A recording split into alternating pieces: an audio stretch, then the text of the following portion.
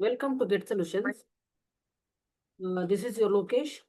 Today we are going to discuss the concept of derivatives. Okay, so the derivatives, and in this module, the derivative contracts and the types of derivatives and the participants in the derivatives and how it is benefited to the investors and various other individuals. Let me discuss one by one. So this is the concept which is as per the revised syllabus of MCOM department and commerce. So this is the fifth module under risk management and derivative subject. Okay. So from BCom and also in MCOM in advanced financial management, you have the concept of derivatives. Okay. So when we ask what is derivatives, definitely you can say that and you can remember that derivative is the financial instrument, right? Yes, of course, this is the financial instrument. And you will say that whose value is derived from some other underlying asset is nothing but the derivatives. So that's enough. The definition is finished, right? So actually, we want to know that why we need to call this is a derivative or derivatives are the financial instrument. ಯಾಕೆ ನಾವು ಹಾಗೆ ಕರಿತೀವಿ ಅಂತ ಹೇಳಿದ್ರೆ, so generally you see the example here first. Okay, so from this example you got to know what and why the derivative is called as the financial instrument ಅಂತ ನಾವು ಕರಿತೀವಿ ಅಂತ ಹೇಳ್ಬಿಟ್ಟು ನಾವು ನೋಡೋಣ. Okay, here we have the milk, right? And the related asset or related variable is curd. Okay, so curd now ಯಾವ್ದ್ರಿಂದ ಮಾಡ್ತೀವಿ? Definitely it is from milk, right? So you see the crude, that is crude oil, and petrol is related. So petrol ಯಾವ್ದ್ರಿಂದ ಮಾಡ್ತೀವಿ ನಾವು? Crude oil ಇಂದ ತೆಗಿತೀವಿ. Okay, so here the petrol price is depend on the crude, right? And the curd price is depend on the milk. So definitely we can say that if the milk price increases, the curd price is also increase. If the milk price is decreased and the curd price is also decreased. If the crude oil is increased, the petrol and diesel price is also increased. If the crude oil decreases, price decreases, the petrol and diesel price is also decreased. See, here the curd price is depend on the milk. Here the petrol price is depend on the crude oil, right? So ಈಗ ನಾನು ಒಂದು contract ಗೆ enter ಆಗ್ತೀನಿ. Okay, so let's take an example here. I am going to enter into the contract. So ಈ contract ಗೆ enter ಆಗ್ತಿದ್ದೀನಿ ಅಂತ ಹೇಳಿದ್ರೆ ನಾನು ಒಂದು ಅಗ್ರಿಮೆಂಟ್ ಮಾಡ್ಕೊಳ್ತೀನಿ. ಸೊ ಈ ಅಗ್ರಿಮೆಂಟ್ ಅಲ್ಲಿ ಏನ್ ಮೆನ್ಷನ್ ಮಾಡ್ತಿದ್ದೀನಿ ಅಂತ ಹೇಳಿದ್ರೆ ಬೈಯರ್ ಹೆಸರು ಇರಬೇಕು ಮತ್ತೆ ಸೆಲ್ಲರ್ ಹೆಸರು ಇರಬೇಕಾಗತ್ತೆ. Okay, so assume I am the buyer and the seller is some other person. Okay, ಈಗ ಕ್ರೂಡ್ ಆಯಿಲ್ ಕಾಂಟ್ರಾಕ್ಟ್ ಗೆ ಎಂಟರ್ ಆಗ್ತೀನಿ ಅಂತ ಹೇಳ್ಬಿಟ್ಟು ಒಂದು ಅಗ್ರಿಮೆಂಟ್ ಬರ್ಕೊಳ್ಳೋಣ. ಓಕೆ, ಸೊ ನಾವು ಈಗ 1 ಲೀಟರ್ ಪೆಟ್ರೋಲ್ ಬಂದು ಅಸ್ಯೂಮ್ 100 rupees ಅಂತ ಹೇಳ್ಬಿಟ್ಟು ಅಸ್ಯೂಮ್ಷನ್ ಮಾಡ್ಕೊಳ್ಳೋಣ. ಓಕೆ, ಸೊ ಆಫ್ಟರ್ 6 months ನನಗೆ ಒಂದು 100 ಲೀಟರ್ಸ್ ಪೆಟ್ರೋಲ್ ನ ಸಪ್ಲೈ ಮಾಡಬೇಕು ಅಂತ ಹೇಳ್ಬಿಟ್ಟು ಒಂದು ಅಗ್ರಿಮೆಂಟ್ ಹಾಕೊಳ್ತೀನಿ. Okay, so now what is the price today based on the assumption? ಇವತ್ತು ಪ್ರೈಸ್ ಎಷ್ಟಿದೆ ಅಂತ ಹೇಳ್ಬಿಟ್ಟು ಅಸಂಪ್ಷನ್ ಮಾಡ್ಕೊಂಡಿದೀವಿ ನಾವು. ಎಷ್ಟಿದೆ ಅಂತ ಹೇಳ್ಬಿಟ್ಟು ಅಸಂಪ್ಷನ್ ಮಾಡ್ಕೊಂಡಿದೀವಿ? ದಟ್ ಈಸ್ 100 rupees ಇದೆ ಅಂತ ಹೇಳ್ಬಿಟ್ಟು ಅಸಂಪ್ಷನ್ ಮಾಡ್ಕೊಂಡಿದೀನಿ. ಓಕೆ, ಆಫ್ಟರ್ 6 months ಈ ಒಂದು ಪ್ರೈಸ್ ಇನ್ಕ್ರೀಸ್ ಆದ್ರೂ ಆಗಿರಬಹುದು ಅಥವಾ ಡಿಕ್ರೀಸ್ ಆದ್ರೂ ಆಗಿರಬಹುದು. ಪ್ರೈಸ್ ಇನ್ಕ್ರೀಸ್ ಆದ್ರೆ ಅಥವಾ ಡಿಕ್ರೀಸ್ ಆದ್ರೆ ಬೈಯರ್ ಅಥವಾ ಸೆಲ್ಲರ್ ಇಬ್ಬರಲ್ಲಿ ಯಾರಿಗಾದ್ರೂ ಒಬ್ರಿಗೆ ಬೆನಿಫಿಟ್ ಆಗತ್ತೆ. Okay, so ultimately 1 person is default. If in case the default ಅಂತ ಹೇಳಿದ್ರೆ ಯಾರಾದ್ರೂ ಒಬ್ಬ ಪರ್ಸನ್ ಡಿಫಾಲ್ಟ್ ರಿಸ್ಕ್ ನ ಫೇಸ್ ಮಾಡ್ಲೇಬೇಕಾಗತ್ತೆ. Okay, so that is the case. So risk ನ ಕಡಿಮೆ ಮಾಡೋದಕ್ಕೋಸ್ಕರ ಇಂತಹ ಒಂದು ಡಿರೈವೇಟಿವ್ ಕಾಂಟ್ರಾಕ್ಟ್ಸ್ ಗೆ ನಾವು ಎಂಟರ್ ಆಗ್ತೀವಿ ಅಂತ ಹೇಳಿದ್ರೆ we need to make some agreements. Okay, derivative contract financial instrument agreements ಅಂತ. ಓಕೆ, ಈಗ ಅಟ್ ಪ್ರೆಸೆಂಟ್ 100 rupees ಇದೆ. 6 months ಆಗಿದ್ದಾದ್ಮೇಲೆ 100 rupees ಇರುತ್ತೆ ಅಂತ ಹೇಳ್ಬಿಟ್ಟು ಹೇಳೋದಕ್ಕಾಗತ್ತಾ? ನೋ. ಬಟ್ ನಾನು ಅಗ್ರಿಮೆಂಟ್ ಎಷ್ಟು ಹಾಕೊಂಡಿದ್ದೀನಿ, ನೀವು 6 ಮಂತ್ ಆದಮೇಲೆ ನನಗೆ 100 rupeesಗೆ ಕೊಡಬೇಕು ಅಂತ ಹೇಳ್ಬಿಟ್ಟು ಅಗ್ರಿಮೆಂಟ್ ಮಾಡ್ಕೊಂಡಿದ್ದೀನಿ, ಕಂಪನಿಯವರು ಒಪ್ಕೊಂಡಿದ್ದಾರೆ. Okay, so I need to analyse. ನನಗೆ ಡೆಫಿನೆಟ್ ಆಗಿ ನನಗೆ ಸ್ಟಾಕ್ ಮಾರ್ಕೆಟ್ ಬಗ್ಗೆ, ಡಿರೈವೇಟಿವ್ ಮಾರ್ಕೆಟ್ ಬಗ್ಗೆ ಕಂಪಲ್ಸರಿ ಅಥವಾ ಡೆಫಿನೆಟ್ ಆಗಿ ನನಗೆ ಕ್ಲಿಯರ್ ಆಗಿ ಗೊತ್ತಿದೆ ಅಂತ ಹೇಳಿದ್ರೆ, 6 months ಆಗಿದ್ದಾದ್ಮೇಲೆ 100 rupees ಪೆಟ್ರೋಲ್ ಪ್ರೈಸ್ ಇರೋದಿಲ್ಲ, 120 rupeesಗೆ ಇನ್ಕ್ರೀಸ್ ಆಗಬಹುದು 99%. ಸೊ ಅದಕ್ಕಾಗಿ ನಾನು ಇದು ನನ್ನ ಒಂದು ಸೆಲ್ಫ್ ಅಥವಾ ನನ್ನ ಒಂದು ಅನಾಲಿಸಿಸ್ ಪ್ರಕಾರ ಇನ್ಕ್ರೀಸ್ ಆಗತ್ತೆ ಅಂತ ಹೇಳ್ಬಿಟ್ಟು ನಾನು ಕಂಪನಿ ಜೊತೆಗೆ ಈಗ ಡೀಲ್ ಮಾಡ್ಕೊಂಡ್ಬಿಡ್ತೀನಿ. ನೀವು 6 months ಆಗಿದ್ದಾದ್ಮೇಲೆ ನನಗೆ 100 rupeesಗೆ ಸಪ್ಲೈ ಮಾಡಬೇಕು ಅಂತ. ಸೊ ಕಂಪ್ನಿಗೆ ಇನ್ ಕೇಸ್ ಏನಾದ್ರು ಇನ್ಕ್ರೀಸ್ ಆಗುತ್ತೆ, ಅವ್ರು ಏನ್ ಥಿಂಕ್ ಮಾಡ್ತಾರೆ, ಇಲ್ಲ ಡಿಕ್ರೀಸ್ ಆಗಬಹುದು ಅಂತ ಒಂದು ಅನಾಲಿಸಿಸ್ ಮಾಡಿದ ಪ್ರಕಾರ ಅವ್ರು ಡಿಕ್ರೀಸ್ ಆಗುತ್ತೆ ಅಂತ ಹೇಳ್ಬಿಟ್ಟು ಅನ್ಕೊಂಡಿರ್ತಾರೆ, ನಾನು ಇನ್ಕ್ರೀಸ್ ಆಗುತ್ತೆ ಅಂತ ಹೇಳ್ಬಿಟ್ಟು ಅನ್ಕೊಂಡಿರ್ತೀನಿ. So now the contract will be build between the buyer and seller. Correct ಅಲ್ವಾ? ಸೊ ಈಗ ನಾನು ಅಗ್ರಿಮೆಂಟ್ ಮಾಡ್ಕೊಂಡಿದ್ದೀನಿ ಅಂತ ಹೇಳಿದ್ರೆ, so definitely you see that, 1 minute.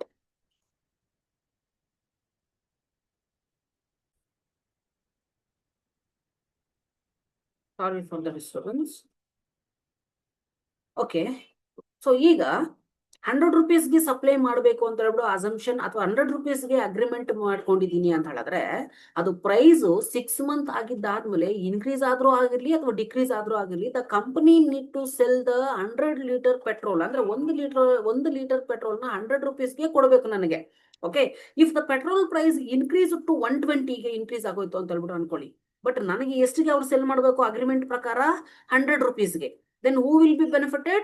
I am will be the benefit. Okay, the buyer will be the benefit if the price will be increases. Okay, so assume if the price of the petrol will be going to decrease to 70 rupees from 100, ಅಂದ್ರೆ 100 ರೂಪಾಯಿಂದ 70 rupeesಗೆ decrease ಆಗೋಯ್ತು. ಈಗ seller ಬಂದ್ಬಿಟ್ಟು ನನಗೆ ಎಷ್ಟು ರೂಪೀಸ್ಗೆ supply ಮಾಡಬೇಕು? 100 liters ಅಥವಾ 1 liter 100 rupeesಗೆ ಸಪ್ಲೈ ಮಾಡಬೇಕು. Then who will be the benefit? ನನಗೆ 100 ಪ್ರೈಸ್ ಬಂದ್ಬಿಟ್ಟು 6 months ಆದ್ಮೇಲೆ 70 rupees 1 liter ಪೆಟ್ರೋಲ್ ಅಂತ ಹೇಳಿದ್ರೆ, ಅಗ್ರಿಮೆಂಟ್ ಪ್ರಕಾರ ನನಗೆ ಎಷ್ಟು ರೂಪೀಸ್ಗೆ ಸಪ್ಲೈ ಮಾಡಬೇಕು? ಅದು ಕಡಿಮೆ ಆದ್ರೂ ನನಗೆ 100 rupeesಗೆ ಸಪ್ಲೈ ಮಾಡಬೇಕು ಅಂತ ಹೇಳಿದ್ರೆ 30 rupees 1 literಗೆ 30 rupees will be benefited to the seller. So ಇದು ಯಾವ್ದ್ರಿಂದ ಸಾಧ್ಯ ಆಯ್ತು? ಡಿರೈವೇಟಿವ್ ಕಾಂಟ್ರಾಕ್ಟ್ಗೆ ಎಂಟರ್ ಆಗಿರೋದ್ರಿಂದ ಸಾಧ್ಯ ಆಯ್ತು. ನಾವು ಈ ಅಗ್ರಿಮೆಂಟ್ ಅಲ್ಲಿ ಬೈಯರು ಮತ್ತೆ ಸೆಲ್ಲರು ಮತ್ತೆ ರೂಲ್ಸ್ ರೆಗ್ಯುಲೇಷನ್ಸ್, ಯಾವ ಒಂದು ಕಮಾಡಿಟಿ ಸೇಲ್ ಆಗ್ತಿದೆ, ಯಾವ ಒಂದು ಕಮಾಡಿಟಿ ಎಷ್ಟು ರೂಪೀಸ್ಗೆ ಸೇಲ್ ಆಗ್ತಿದೆ, ಪ್ರೆಸೆಂಟ್ ವ್ಯಾಲ್ಯೂ ಎಷ್ಟು, ಯಾವ ಕಾಂಟ್ರಾಕ್ಟ್ ಗೆ ಎಂಟರ್ ಆಗಿದ್ದಾರೆ, whether it is a forward contract, future contract or option swaps ಅಲ್ಲಿ ಎಂಟರ್ ಆಗಿದ್ದಾರೆ ಅಂತ ಹೇಳಿ ಕಂಪ್ಲೀಟ್ ಡಿಸ್ಕ್ರಿಪ್ಷನ್ ಬಂದ್ಬಿಟ್ಟು ಈ ಒಂದು ಇನ್ಸ್ಟ್ರೂಮೆಂಟ್ ಅಲ್ಲಿ ಇದೆ. So therefore here the petrol price is derived from the crude oil. Here the petrol is the one variable. This variable price is derived from the crude oil. So ಈ petrol price ಬಂದ್ಬಿಟ್ಟು ಯಾವ್ದ್ರ base ಮೇಲೆ decide ಮಾಡ್ತೀವಿ ನಾವು? Crude oil base ಮೇಲೆ decide ಮಾಡ್ತೀವಿ. Crude oil increase ಆದ್ರೆ petrol price increase ಆಗುತ್ತೆ, ಕ್ರೂಡ್ ಆಯಿಲ್ ಡಿಕ್ರೀಸ್ ಆದ್ರೆ ಪೆಟ್ರೋಲ್ ಪ್ರೈಸ್ ಡಿಕ್ರೀಸ್ ಆಗುತ್ತೆ, ಮಿಲ್ಕ್ ಪ್ರೈಸ್ ಇನ್ಕ್ರೀಸ್ ಆದ್ರೆ ಕರ್ಡ್ ಇನ್ಕ್ರೀಸ್ ಆಗುತ್ತೆ, ಮಿಲ್ಕ್ ಪ್ರೈಸ್ ಡಿಕ್ರೀಸ್ ಆದ್ರೆ ಕರ್ಡ್ ಪ್ರೈಸ್ ಡಿಕ್ರೀಸ್ ಆಗುತ್ತೆ. ಇಂತಹ ಒಂದು ಕಮಾಡಿಟೀಸ್ ಜೊತೆಗೆ ನಾವು ಇನ್ಕ್ರೀಸ್ ಆಗುತ್ತಾ ಅಥವಾ ಡಿಕ್ರೀಸ್ ಆಗುತ್ತಾ ಅಂತ ಹೇಳ್ಬಿಟ್ಟು ಅನಾಲಿಸಿಸ್ ಬೇಸ್ ಮೇಲೆ ಪರ್ಫೆಕ್ಟ್ ಆಗಿ ಅನಾಲಿಸಿಸ್ ಮಾಡಿ ನಾವೇನಾದ್ರೂ ಕಾಂಟ್ರಾಕ್ಟ್ ಗೆ ಎಂಟರ್ ಆದ್ರೆ definitely the derivative contract will be ultimately benefited to the parties. That is ಬೈಯರ್ಗೆ ಮತ್ತೆ ಸೆಲ್ಲರ್ಗೆ ಬೆನಿಫಿಟ್ ಆಗೇ ಆಗುತ್ತೆ. But 1% may be default risk ನ ಫೇಸ್ ಮಾಡಬೇಕಾಗತ್ತೆ. Okay, so if you are well versed, if you are strong in the analysis of the stock market, stock prices and all, then you will be the benefit person. Okay, so this document or agreement act as the financial instrument. In case rules and regulations ಎಲ್ಲಿ ಇರುತ್ತೆ ಅಂತ ಹೇಳಿದ್ರೆ ಈ ಒಂದು instrument base ಮೇಲೆ ಇರುತ್ತೆ. ಈಗ agreement ಅಲ್ಲಿ ನಾವು ಇದೀವಿ ಅಂತ ಹೇಳಿದ್ರೆ ಈ agreement, this agreement will be act as the evident for the parties, right? So ಈಗ ಮನೆ ಪತ್ರಗಳು ಗೊತ್ತಿದೆ ನಿಮಗೆ. ಓಕೆ, ಸೊ ಮನೆ ಪತ್ರಗಳು, ಮನೆನೇ ಎತ್ಕೊಂಡು ಹೋಗಿ ಸೇಲ್ ಮಾಡೋದಕ್ಕೆ ಸಾಧ್ಯ ಆಗೋದಿಲ್ಲ. ಓಕೆ, ಇನ್ ಕೇಸ್ ಮನೆನ ಸೇಲ್ ಮಾಡ್ಬೇಕಂತ ಹೇಳಿದ್ರೆ we need to give some legal evidence and legal documents of the house.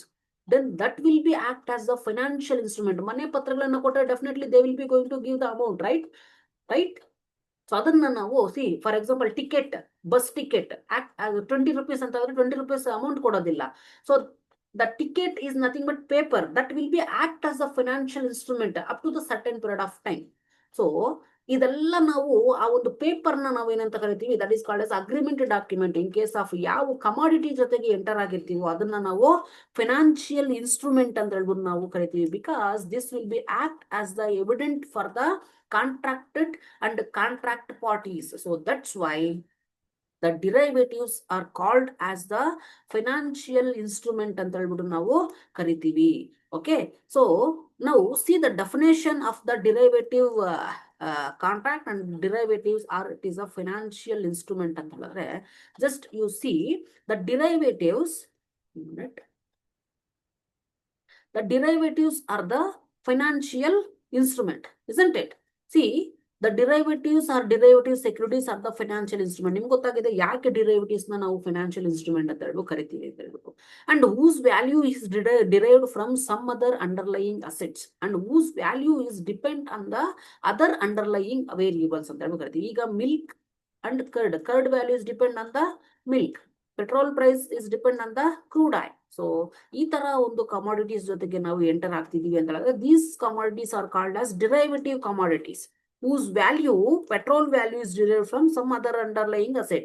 Curd price and value is derived from some other underlying asset. ಇಂತಹ ಒಂದು ಪ್ರಾಡಕ್ಟ್ಸ್ ಜೊತೆಗೆ ಡೀಲ್ ಮಾಡೋದ್ರಿಂದ ನಾವು ಅದನ್ನ ಡಿರೈವೇಟಿವ್ಸ್ ಅಂತ ಹೇಳ್ಬಿಟ್ಟು ನಾವು ಕರಿತೀವಿ. So finally this derivatives nothing but it is a financial instrument whose value is derived from some other underlying assets ಅಂತ ಹೇಳ್ಬಿಟ್ಟು ನಾವು ಹೇಳ್ತೇವೆ. ಓಕೆ, ಸೊ ನಾವು why thus derivatives? So ಯಾಕೆ ನಾವು derivatives ಜೊತೆಗೆ ಡೀಲ್ ಮಾಡಬೇಕು? Do you think the derivatives are benefited? Yes, of course, right? So derivatives ಬಂದ್ಬಿಟ್ಟು definitely benefited to the persons ಗೆ ಈ ಒಂದು derivatives ಬೆನಿಫಿಟ್ ಆಗೇ ಆಗತ್ತೆ. ಕರೆಕ್ಟ್ ಅಲ್ವಾ?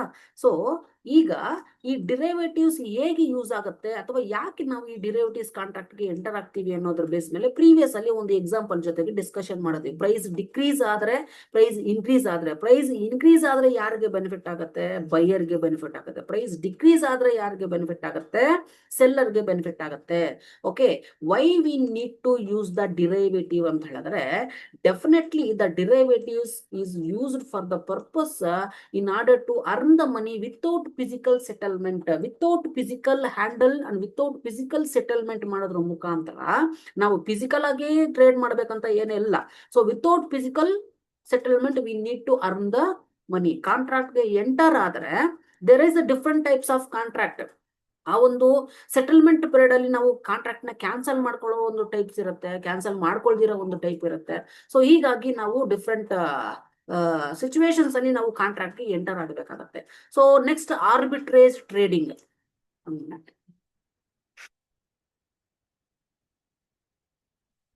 ಸೊ ಆರ್ಬಿಟ್ರೇಜ್ ಟ್ರೇಡಿಂಗ್ ಅಂತ ಹೇಳಿದ್ರೆ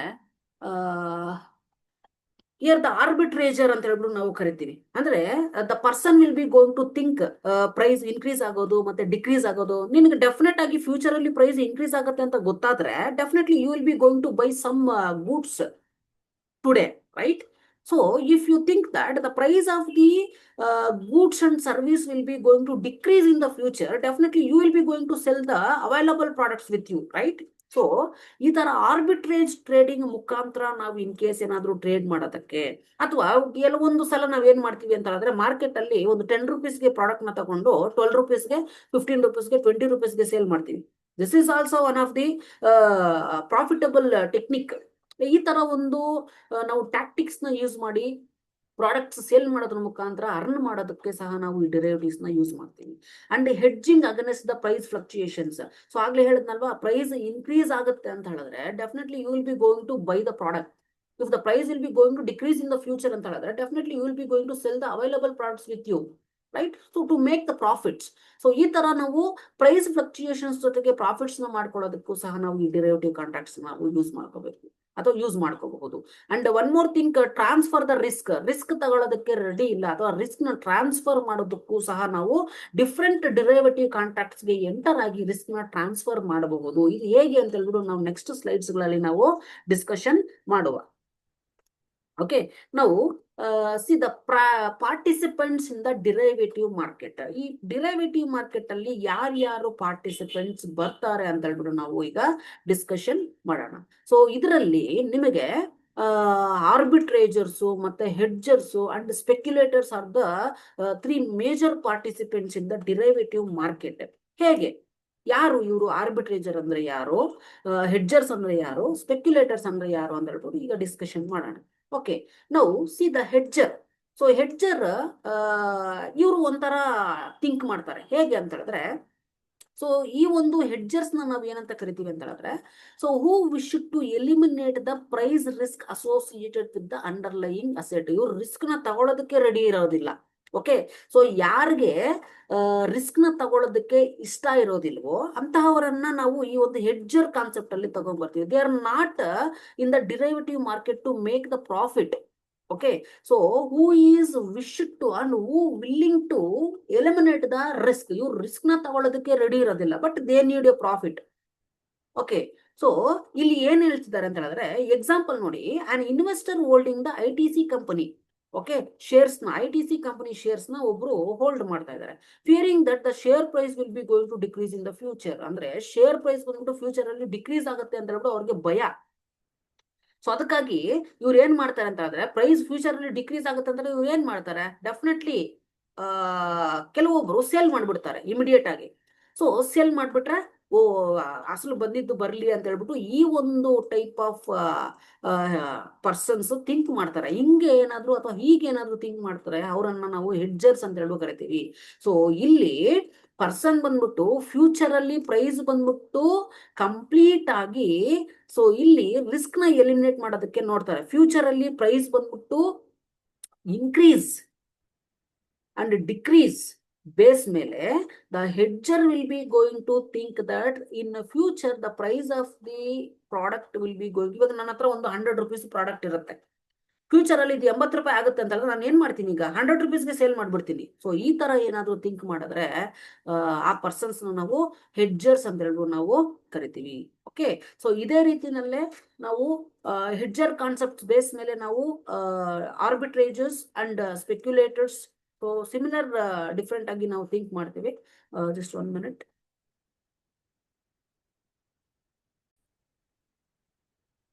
ನಾವು ಹೆಡ್ಜರ್ಸ್ ಅಂತ ಹೇಳ್ಬಿಟ್ಟು ನಾವು ಕರಿತೀವಿ. Okay, and next ಆರ್ಬಿಟ್ರೇಜರ್ಸ್.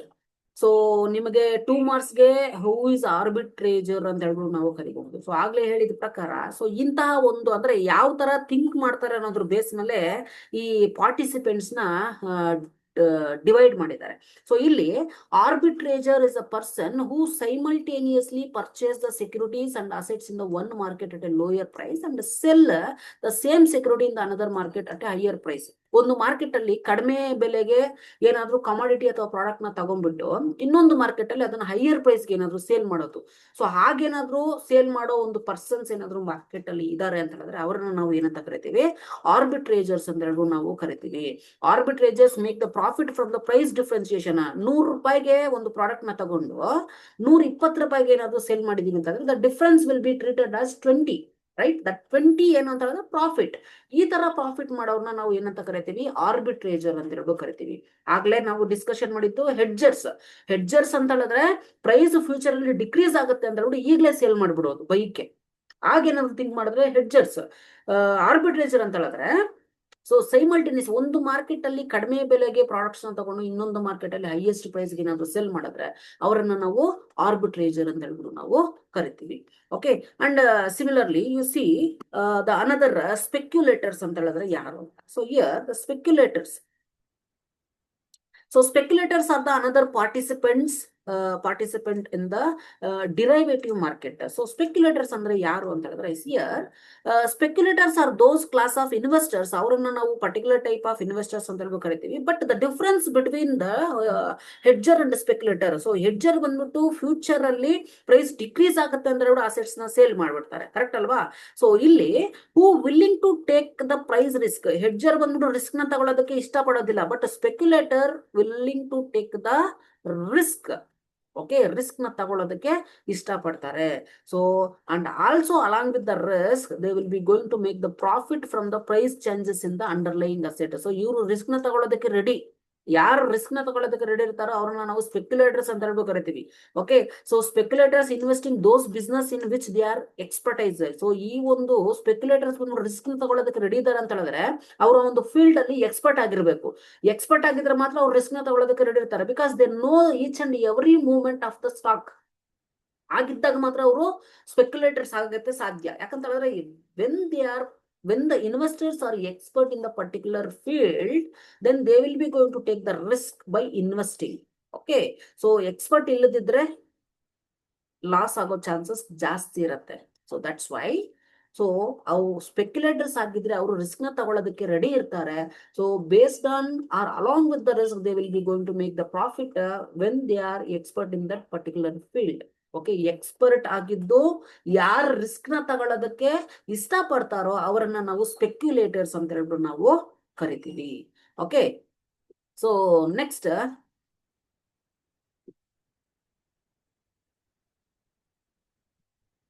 Derivatives and risk hedging. So ಇಲ್ಲಿ ಹೆಡ್ಜಿಂಗ್ ಅಂದ್ರೆ ಏನು ಅಂತ ಹೇಳ್ಬಿಟ್ಟು ನಾವು discussion. Okay, so here you see the concept hedging.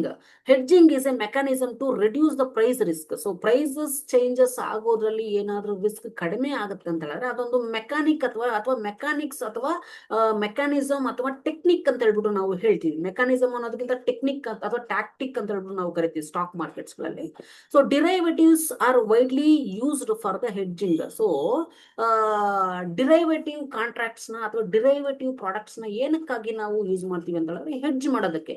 So ಈಗ ನಾವು ಹೆಡ್ಜ್ ಮಾಡುತ್ತೀವಿ ಅಂತ ಹೇಳಿದ್ರೆ ಕಂಪ್ಲೀಟ್ ಆಗಿ ಏನೋ ಎತ್ಕೊಂಡೋಗಿ ಹೆಡ್ಜ್ ಮಾಡೋದಂತಲ್ಲ. ಸೊ ಹೆಡ್ಜಿಂಗ್ ಇನ್ಸ್ಟ್ರೂಮೆಂಟ್ ಆಗಿ ನಾವು ಯೂಸ್ ಮಾಡ್ತೀವಿ.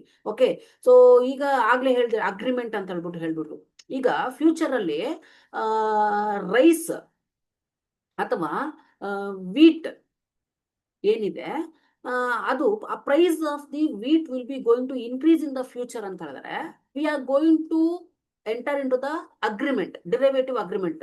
ಫಾರ್ವರ್ಡ್, ಫ್ಯೂಚರ್, ಸ್ವಾಪ್, ಆಪ್ಷನ್ ಜೊತೆಗೆ ಎಂಟರ್ ಆಗಿಬಿಟ್ಟು we are pledging and we are hedging our risk by enter into the different contract. So when we are entered into the different contract and when we are going to hedge our risk and we are going to transfer our risk through using an hedging instrument. So ಅದಕ್ಕಾಗಿ ಈ ಒಂದು derivatives ನಾವು hedging instrument ಆಗಿ ನಾವು use ಮಾಡ್ತೀವಿ. The main purpose is to reduce the volatility and portfolio and reduce the risk. ಯಾವುದಕ್ಕಾಗಿ ನಾವು derivatives ನ use ಮಾಡ್ತೀವಿ ಅಂತ ಹೇಳಿದ್ರೆ ವಾಲಟಿಲಿಟಿ ಅಂತ ಹೇಳಿದ್ರೆ ದಟ್ ಈಸ್ ಚೇಂಜಸ್ ಅಂತ ಹೇಳ್ಬಿಟ್ಟು ಹೇಳ್ತೀವಿ. ಪೋರ್ಟ್ಫೋಲಿಯೋ ಅಂತ ಹೇಳಿದ್ರೆ security market. Portfolio security market ಅಲ್ಲಿ ಅಥವಾ ಸ್ಟಾಕ್ ಮಾರ್ಕೆಟ್ ಅಲ್ಲಿ ಚೇಂಜಸ್ ಇಂದ ಆಗೋ ರಿಸ್ಕ್ ನ ರಿಡ್ಯೂಸ್ ಮಾಡೋದಕ್ಕೆ ನಾವು ಈ ಹೆಡ್ಜಿಂಗ್ ಅನ್ನೋ ಕಾನ್ಸೆಪ್ಟ್ ನ ನಾವು ಯೂಸ್ ಮಾಡ್ತೀವಿ ಅಂತ ಹೇಳ್ಬಿಟ್ಟು ಹೇಳ್ತೀವಿ. So the major purpose is to transfer the risk and to avoid the risk and to manage the risk and to reduce the risk. We are going to hedge the our risk through using the derivative instruments and to enter into the derivative contract ಅಂತ ಹೇಳ್ತೀವಿ. Here the hedging does not maximizes the return but just reduces the variations in the return. Hedging complete ಆಗಿ ನಾವು hedge ಮಾಡೋದ್ರ ಮುಖಾಂತರ ಅಥವಾ contract ಮುಖಾಂತರ ಅಥವಾ forward futures ನ ನಾವು ಹೆಡ್ಜಿಂಗ್ ಇನ್ಸ್ಟ್ರೂಮೆಂಟ್ ಆಗಿ ಯೂಸ್ ಮಾಡ್ಕೊಳ್ಳೋದ್ರ ಮುಖಾಂತರ ಕಂಪ್ಲೀಟ್ ಆಗಿ ಇದು ರಿಟರ್ನ್ಸ್ ನ ಜಾಸ್ತಿ ಮಾಡುತ್ತೆ ಅಂತ ಹೇಳ್ಬಿಟ್ಟು ಹೇಳೋದಕ್ಕಾಗೋದಿಲ್ಲ. But it reduces and it will manages and it will helps in reducing and increasing. That is the concept. The hedging ಏನಕ್ಕೆ ಅಂತಂದ್ರೆ ರಿಟರ್ನ್ಸ್ ನ ಮ್ಯಾಕ್ಸಿಮೈಸ್ ಮಾಡೋದಿಲ್ಲ but just reduces the variations in the return. Returns ಏನು ಬರುತ್ತೆ ಅದು variations ಕಡಿಮೆ ಮಾಡೋದಕ್ಕೆ ಈ ಒಂದು ಡಿರೈವೇಟಿವ್ ಇನ್ಸ್ಟ್ರೂಮೆಂಟ್ಸ್ ಮತ್ತೆ ಹೆಡ್ಜಿಂಗ್ ಇನ್ಸ್ಟ್ರೂಮೆಂಟ್ಸ್ ನ ನಾವು ಯೂಸ್ ಮಾಡ್ತೀವಿ.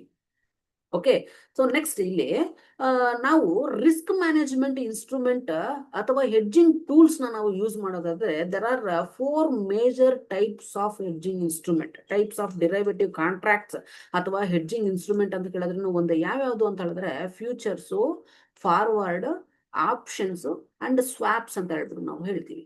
ಓಕೆ, ಹಿಯರ್ ಇದನ್ನ ನಾವು ಹೆಡ್ಜಿಂಗ್ ಇನ್ಸ್ಟ್ರೂಮೆಂಟ್ ಅಂತ ಹೇಳಿದ್ರೆ ಯಾಕೆ ಹೆಡ್ಜಿಂಗ್ ಇನ್ಸ್ಟ್ರೂಮೆಂಟ್ ಕರ್ತೀವಿ ಅಂತ ಹೇಳಿದ್ರೆ when we enter into the contract, ನಾವು ಫ್ಯೂಚರ್ ಕಾಂಟ್ರಾಕ್ಟ್ ಅಲ್ಲಿ ಎಂಟರ್ ಆಗಬೇಕು, ಅಥವಾ ಆಪ್ಷನ್ ಅಲ್ಲಿ ಎಂಟರ್ ಆಗಬೇಕು, ಅಥವಾ ಫಾರ್ವರ್ಡ್ ಕಾಂಟ್ರಾಕ್ಟ್ ಅಲ್ಲಿ ಎಂಟರ್ ಆಗಬಹುದು, ಅಥವಾ ಸ್ವಾಪ್ ಕಾಂಟ್ರಾಕ್ಟ್ ಅಲ್ಲಿ ಎಂಟರ್ ಆಗಬಹುದು. ಈ ಕಾಂಟ್ರಾಕ್ಟ್ ಗೆ ತನ್ನದೇ ಆದಂತಹ ರೂಲ್ಸ್ ಅಂಡ್ ರೆಗ್ಯುಲೇಷನ್ಸ್ ಇರುತ್ತೆ. ಯಾವ ರೀತಿನಲ್ಲಿ ಈ ರೂಲ್ಸ್ ಅಂಡ್ ರೆಗ್ಯುಲೇಷನ್ಸ್ ಹೆಲ್ಪ್ ಆಗುತ್ತೆ ಅನ್ನೋದನ್ನ ನಾವು ನೆಕ್ಸ್ಟ್ ಡಿಸ್ಕಷನ್ ಮಾಡೋಣ. ನಾವು the major 4 types of hedging tools are future contract, swap contract, option contract, and forward contract. Hedging instrument is a general term that refers to all the financial instrument used by the investors aiming to offset the changes in the fair value and cash flow of there edging items. ಅಂದ್ರೆ ಏನ್ price level changes ಅಥವಾ price fluctuations ಆಗುತ್ತೋ ಅದರಿಂದ profitability ಮತ್ತೆ returns ನ ತಗೊಳ್ಳೋದಕ್ಕೆ ನಾವು ಈ ಒಂದು ಕಾಂಟ್ರಾಕ್ಟ್ಸ್ ಗೆ ನೋಡಿ ಕಂಪ್ಲೀಟ್ ಆಗಿ ಎಕ್ಸ್ಪರ್ಟೈಸ್ ಆಗಿ ಅನಲೈಸ್ ಆಗಿ ಎಂಟರ್ ಆಗಿದ್ದೀವಿ ಅಂತ ಹೇಳಿದ್ರೆ definitely these contracts will be helpful to the investors to make the profits. Okay, so ಹಾಗಾಗಿ ನಾವು ನೆಕ್ಸ್ಟ್ ಏನ್ ಡಿಸ್ಕಷನ್ ಮಾಡೋಣ ಅಂತ ಹೇಳಿದ್ರೆ ಕಾಂಟ್ರಾಕ್ಟ್ಸ್, ಫ್ಯೂಚರ್ ಕಾಂಟ್ರಾಕ್ಟ್ ಅಂದ್ರೆ ಏನು, ಫಾರ್ವರ್ಡ್ ಕಾಂಟ್ರಾಕ್ಟ್ ಅಂದ್ರೆ ಏನು, ಅಂಡ್ ಸ್ವಾಪ್ ಕಾಂಟ್ರಾಕ್ಟ್ ಅಥವಾ ಆಪ್ಷನ್ ಕಾಂಟ್ರಾಕ್ಟ್ ಅಂದ್ರೆ ಏನು ಅಂತ ಹೇಳ್ಬಿಟ್ಟು ನಾವು ಡಿಸ್ಕಷನ್ ಮಾಡೋಣ. Okay, so in this first ನಾವು ಏನ್ ಡಿಸ್ಕಷನ್ ಮಾಡೋಣ ಅಂತ ಹೇಳಿದ್ರೆ, 1 minute.